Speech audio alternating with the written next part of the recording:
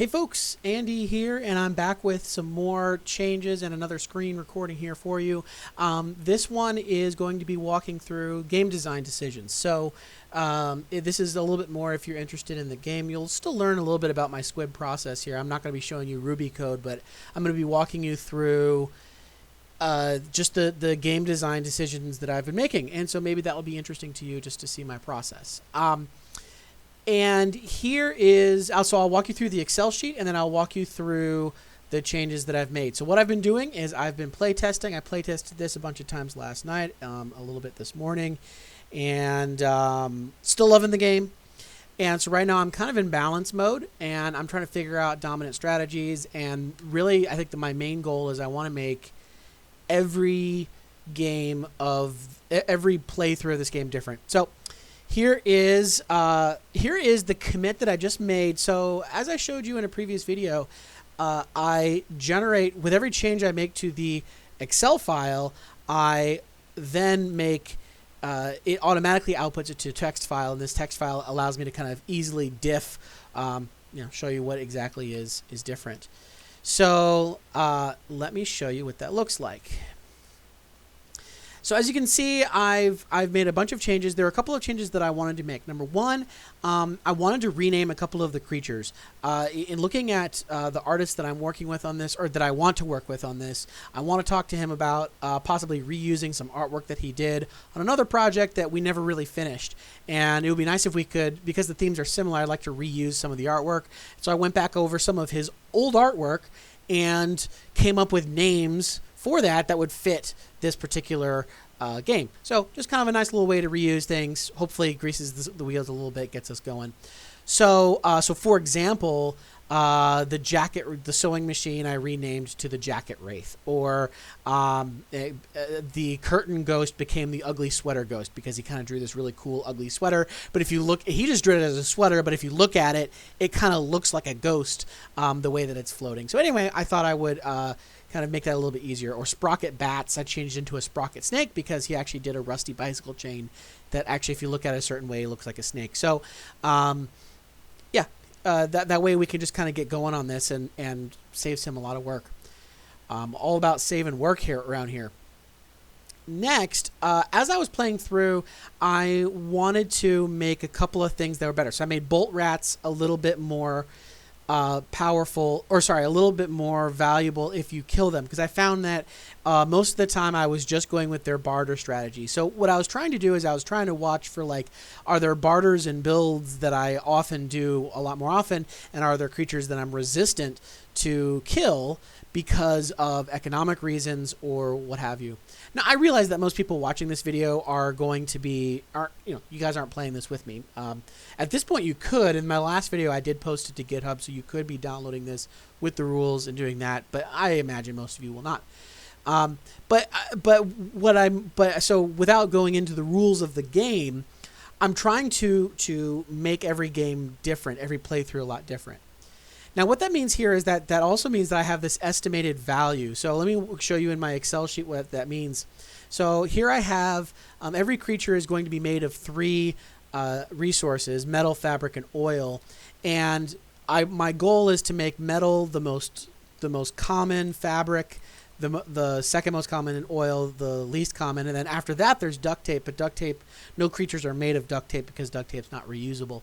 So the general idea is that my ideal ratio is I balance everything after Rusty the Toolbox, which is 4, 3, 2, 1. So 4 metal for 1 duct tape, 3, 2, and 1, which means that if I want my economy to kind of match that, I need, within the small creature economy and within the big creature economy, I want those ratios to be roughly the same.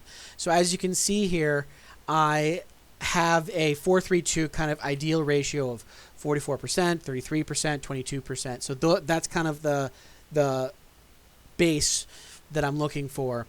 And so I try to have the numbers roughly match these. And so as you can see here, I have roughly that total, and I have roughly that within small and big. Now, I did not have this before I went into my balancing. It was pretty close to this, interestingly. I did kind of intuitively arrive at this. I really just made a couple of tweaks. So for one thing, even by making bolt rats more, I'm adding metal to the economy. But as you can see, I went a little bit over 44%, but I'm still in line with the big and the total. So overall, we've got the right amount of metal. And that's and that's the kind of balancing change where you have to think about, if I just add more resources here, well, how does that affect everything else? And so that's kind of my poor man's way of doing it. I renamed the sewing machine. But I was low on oil, and I actually noticed this when I was playing it, that oil is a resource that, because you use it to boost your attack and you use it to boost your hit points, it makes it extra valuable. In fact, it's almost more valuable than duct tape, because duct tape is so hard to get that once you get it, you kind of use it. Maybe if you get one early, you might use it to get like bandages or something. But for the most part, oil is kind of the most consumable thing. It's very expendable. So because you're using it for a lot of things that then go away, like hit points, I wanted to put a little bit more oil in. And so, for example, why would I kill the minor ductwork? Well, if I really need the oil. And so by having one oil, it's not worth it. But if I have more, that would be better. And then another wording thing, I changed the word use to ditch. I kind of like the word ditch. Anyway, I found myself saying it when I was explaining it to myself. And then, but use is just a little bit, because you can actually use bandages to heal yourself, but then to discard bandages is what I meant. So, but discard, it's not a card, so I went with the word ditch. You'll also notice that I have this estimated value here. So the way that I compute estimated value on every single creature is, again, I go with that 4, 3, 2, 1. So I guess you could say that one bolt rats is worth 1.75 duct tape.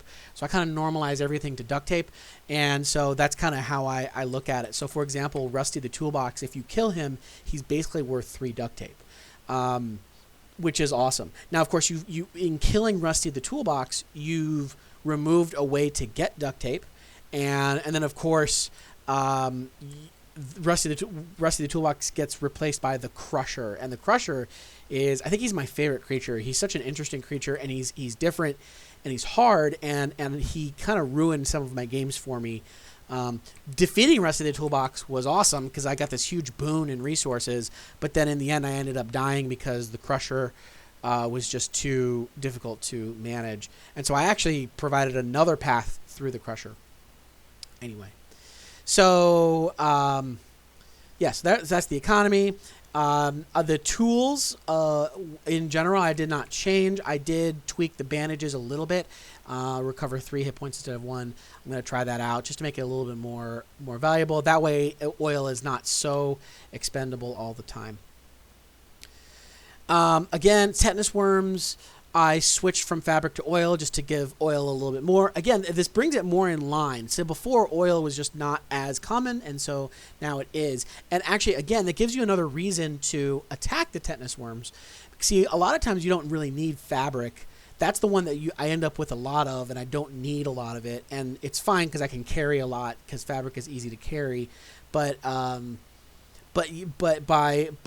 once I boost my attack a little bit, I'll have to decide, do I want to boost my attack from 3 to 4, which is not that big of a change, or do I want to kill the tetanus worms and get my 5 metal and 2 oil?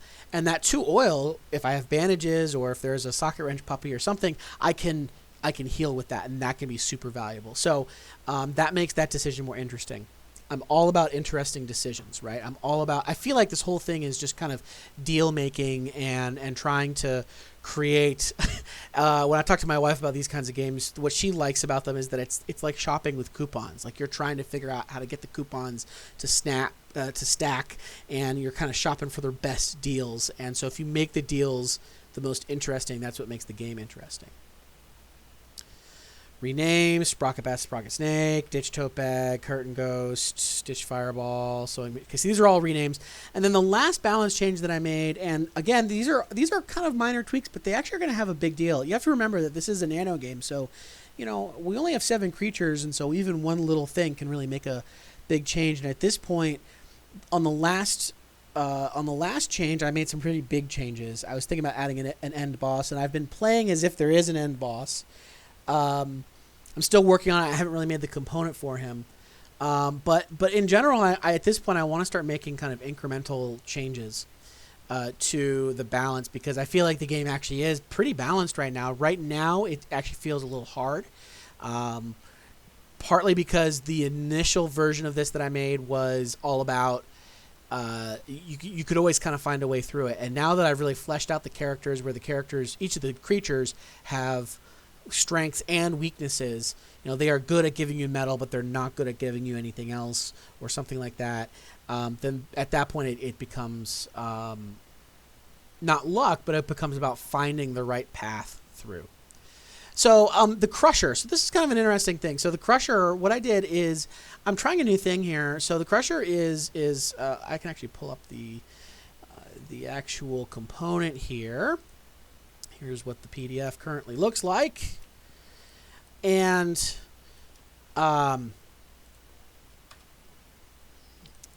so what I'm saying here is so the Crusher gives you basically everything you need to win. So he gives you 8 metal and 4 oil, which is basically all you need to get the Zeppelin, which is the victory condition. So if you can defeat the Crusher, you're getting pretty close to defeating the game. Even if you have the boss after that, if you defeated him without getting hit too bad, you're actually in good shape. But the thing is, defeating the Crusher is just not possible for most people. And what happened is that if you defeat the Rusty Toolbox, you get lots of good stuff, which kind of puts you into this path of like having to manage all this stuff and trying to get tote bags and trying to build up your carry so that you can manage all this stuff. But then what happens is that you hit this Crusher and you have to spend either 3 metal or 1 duct tape. And interestingly, in the games that I was prototyping, that I was playtesting, my duct tape, I had a fair amount of duct tape, but then I didn't actually have a whole lot of metal, which was interesting, or I had a lot of metal and not a lot of duct tape. So I couldn't actually make the whacking plank very much. And even if I couldn't carry it. That was a big issue. By killing Rusty the Toolbox early on, I didn't focus on getting tote bags, and I didn't win.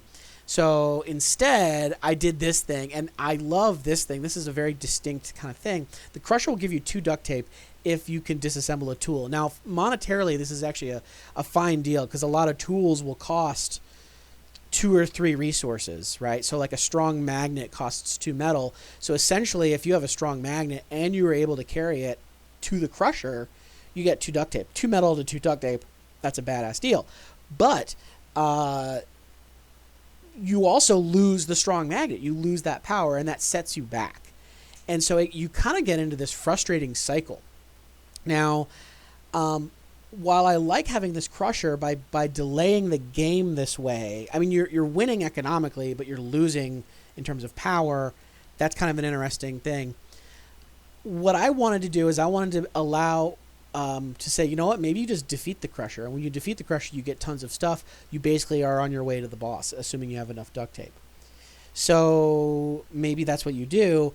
And maybe we make him a little bit more defeatable if you have the strong magnet. And so the reason that I did the strong magnet is that the strong magnet is, the Crusher is something that you tend to hit end game when the game is almost done, and then this kind of puts you over the edge. The strong magnet is something that you try to get early on in the game, because what it does is it gives you metal each round. And so generally speaking, if you're going to play with the strong magnet strategy, you're going to get a little bit at the beginning. You get it at the beginning. It pays for itself after 2 rounds. It usually costs 3 metal. I think it actually needs to cost 3 metal here. On the small creature, it costs 3 metal. And then so he costs 3 metal. Then you gain more. You gain 2 metal each round. So he pays for himself pretty quickly. But the drawback is that you have to carry the strong magnet, and so a lot of times you end up ditching it.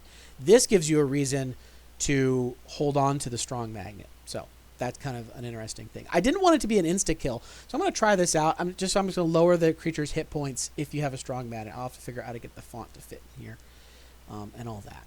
So those are some balancing changes. I hope you find that to be useful. That's my thinking right now. Thanks again for sticking around, and I will let you know how the playtesting goes after this. All right, have a good one.